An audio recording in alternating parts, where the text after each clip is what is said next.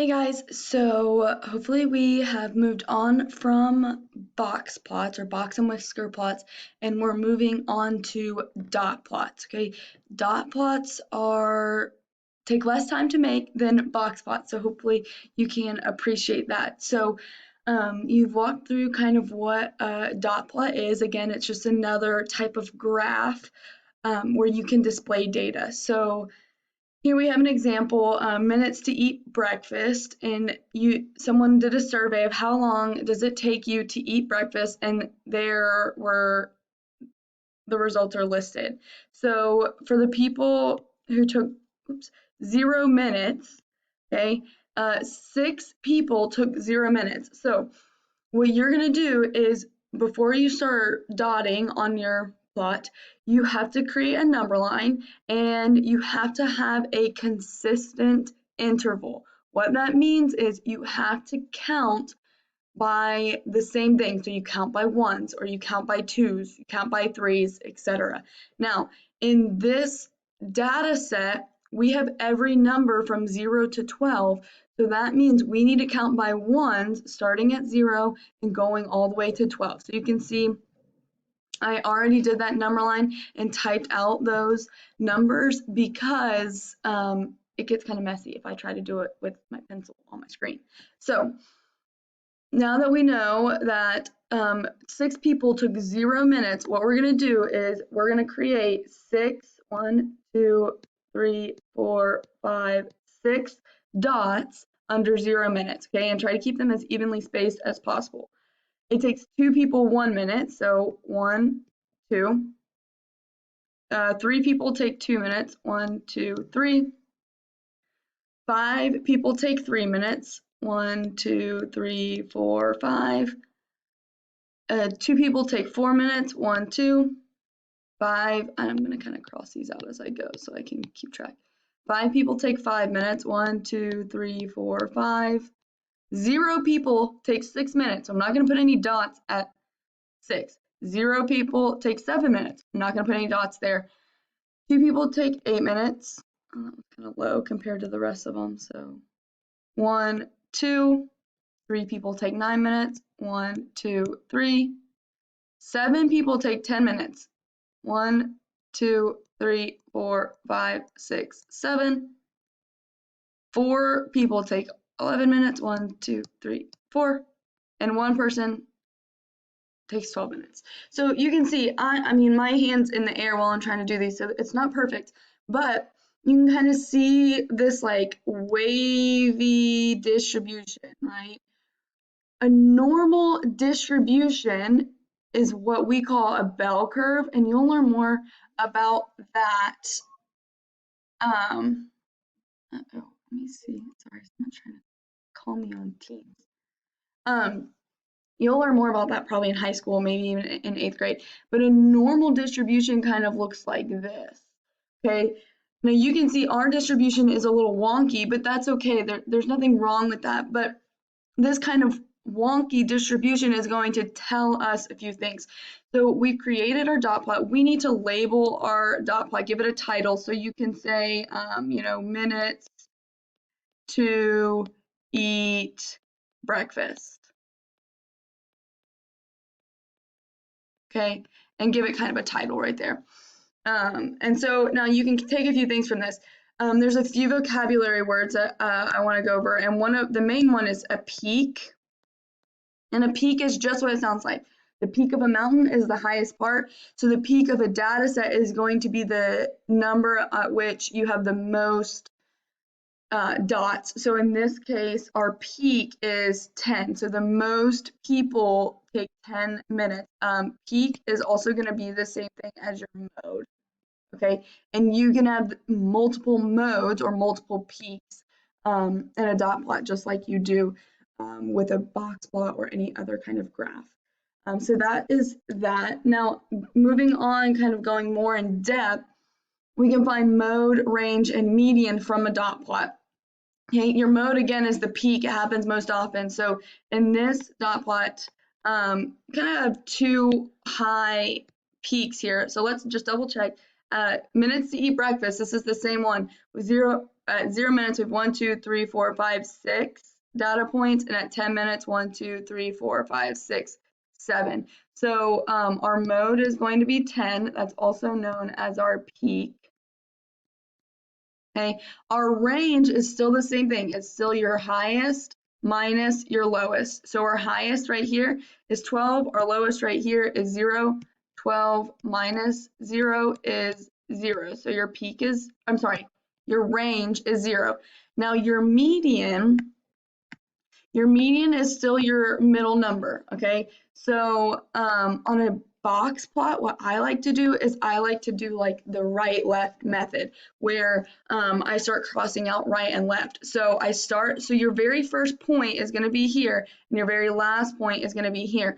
So you go, the first one, here's right, left, right, left, right, left, right, left, right, left, right, left, right, left, right, left, right, left, right, left, right, left, right, left, right, left, right, left, right, left, right, left, right, left, right, left, right, left, right. Okay, it would have been these two right here, but the middle number between 5 and 5 is 5, so your median is 5. Now I know that took a long time. There's a lot of data in that set. Now to find out how many data points, like say we wanted to find the mean from this, even though it didn't ask you for that, you could definitely still find the mean, and you would find that mean by adding all of these up. Okay, so let me grab the calculator on screen here. See if this will pull up. Oh, I already have one. Okay, so here's our calculator. You add up all these points. Now you can add 0, 0, 0, 0, 0, 0, but you're going to get 0. Okay, so we know that this is going to add up to 0. This 1 plus 1 is 2. 2 plus 2 plus 2 is 6. 3 plus 3 plus 3 plus 3 plus 3 is 15. 4 plus 4 is 8. 5 plus 5 plus 5 plus 5 plus 5 is 20. 8 plus 8 is 16. 9 plus 9 plus 9 is 27. 10, 20, 30, 40, 50, 60, 70. 11 times 4 is 44. And then 12. So we kind of made it so you don't have to put so many clicks in the calculator, because we found out the sum of all of these pieces. So we can take 0, which you don't have to because it's 0. 26, or not 26. 2 plus 6. Let me make sure I clear everything out of here. So 2 plus 6 plus 15 plus 8 plus 20 plus 16 plus 27 plus 70 plus 44 plus 12. Now that's the sum of all of our data. So we took all of these points and added them all together, and now we need to divide by how many data points we have. So we have 1, 2, 3, 4, 5, 6, 7, 8, 9, 10, 11, 12, 13, 14, 15, 16, 17, 18, 19, 20, 21, 22, 23, 24, 25, 26, 27, 28, 29, 30, 31, 32, 33, 34, 35, 36, 37, 38, 39, 40. We have 40 data points.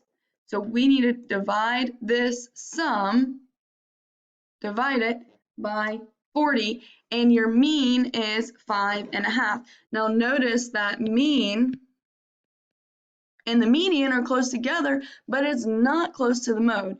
So it's interesting to see how the distribution affects these two numbers. If these two numbers, the mean and the median, are relatively close together, that means that your data is pretty evenly distributed. Okay, now we do have a break right here, and that's kind of causing this mean and median to be close and then the mode to be so high. Okay, so that break affects that. All right, one last thing I want to talk about, and I've kind of hinted at it, is the distribution or how data is spread out through numbers. Okay, so I like to call this, what I don't like to call it, it is called skewness. So skewness measures the asymmetry of a distribution.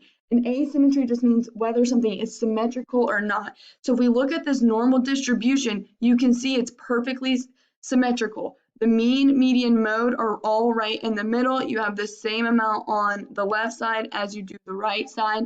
Think about this, if it were a dot plot, the dot plot would be very evenly distributed. There's the same amount on the right side about as on the left side. This normal distribution is ideal, okay? Like when I look at test grades, I look, and Canvas will do this for me so I don't manually have to do it, but I look to see that it follows a normal distribution. That means that the test was fair and that it was a pretty true representation of understanding, okay? Skewedness happens when your graph is like leaning one way or the other. So if we look at right skewed, that means there's less data on the right side. So if I were to kind of make this a dot plot, like I might have one dot over here or like a few over there, and then I have a bunch more dots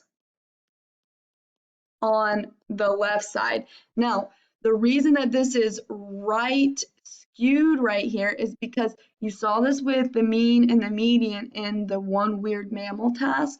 These numbers right here affect the mean and the median. These high numbers are like pulling the mean towards them, okay? So that's why it's a right skewed. Think about what's happening to the mean. If a data set is right skewed, that means the mean and the median, you can see, are slightly higher than where the rest of the data falls. Okay, so in a right skew, the mean and the median are being pulled to the right. And I realize I might be going to the left. They're being pulled to the right, because these three or however many, could just be a few data points, are controlling them. Now, they don't always have to be outliers. It could just mean that there's only a few, like there are 3 points over here where all the rest are over there. They might not be too far apart, like this might be 7 and this might be 10 and 11, but the fact that there's so few is going to affect the mean and the median. Okay, left skewed is literally take the exact opposite of everything I just said. Left skewed means that there are only a few data points on the left side where everything else is going to be on the right side. So the mean and the median are being pulled to the left because there's only a few data points right there. This exact thing is what you saw in the one weird mammal task when there were like very small numbers and the rest of them were larger. I don't remember off the top of my head. Let me see. Like the numbers were in like 130s and stuff, and then you had a number in the teens. Okay? That is an outlier, and that definitely is going to skew the data to the left. It's going to pull this mean and the median to like the left. Think of like the left of a number line, maybe that way for you. I'm not sure. This whole mirroring thing's throwing me off. So this left skewed means the data is going to the left. And if you think about left on a number line, okay, when you go to the left, that gets smaller. When you go to the right, that gets bigger. Okay, so hopefully that helped kind of clear up interpreting, because creating dot plots is not difficult. It's the interpreting the dot plot that is very important, that you understand. You can look at a dot plot and know if it's a normal distribution, if it's a left skewed or a right skewed. Or in this case, this was a pretty normal distribution, but you could say there was a break in the graph from 6 to 7. Okay, so all of those is like terminology you can use to describe distributions, is the word. It's how data is distributed. Okay, so I hope this about 15 minutes or so clip helped you and helped you for the rest of the Nearpod. You can do this. Please, please, please reach out to me if you have any questions. I'm a quick email away. And if we need to, we can set up a Teams call where I can go through this